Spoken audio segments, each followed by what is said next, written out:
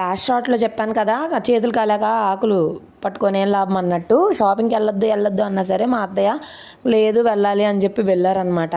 ఇంకా వెళ్ళిన తర్వాత ఆల్రెడీ ఫీవర్లో ఉన్నారు కదా, ఇంకా బాడీ అనేది బాగా స్ట్రెయిన్ అయిపోయి సాయంత్రం వచ్చేసరికి బాగా డల్ అయిపోయారు. బాగా ఫీవర్ ఎక్కువైపోయి 102 దాకా వచ్చేసింది.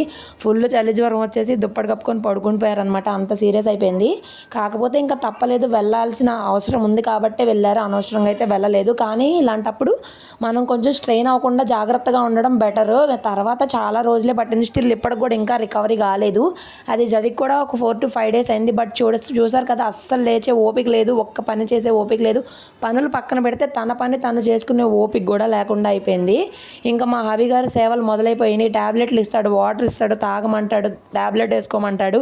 అసలు ఎంత ప్రేమో చూడండి. ఇంకా మా వదిన వాళ్ళు కూడా వాళ్ళు ఇంటికైతే రిటర్న్ అయిపోయారు. ఇంకా దాని తర్వాత మేము డిన్నర్లోకి ఇడ్లీ అయితే వేసుకుంటున్నాము. ఎందుకంటే ఇంకా ఫీవర్ ఉన్నాం కాబట్టి ఇడ్లీ అయితే కొంచెం ఈజీగా డైజెస్ట్ అవుతుంది, మళ్ళీ ఫీవర్ రాకుండా ఉంటుందని చెప్పి ఇడ్లీలు అయితే మా చిన్నత్త వేసేస్తున్నారు. ఇంకా దాని తర్వాత మళ్ళీ నాకు ట్యాబ్లెట్స్ ఇస్తున్నాడు అనమాట వేసుకోమని చెప్పేసి.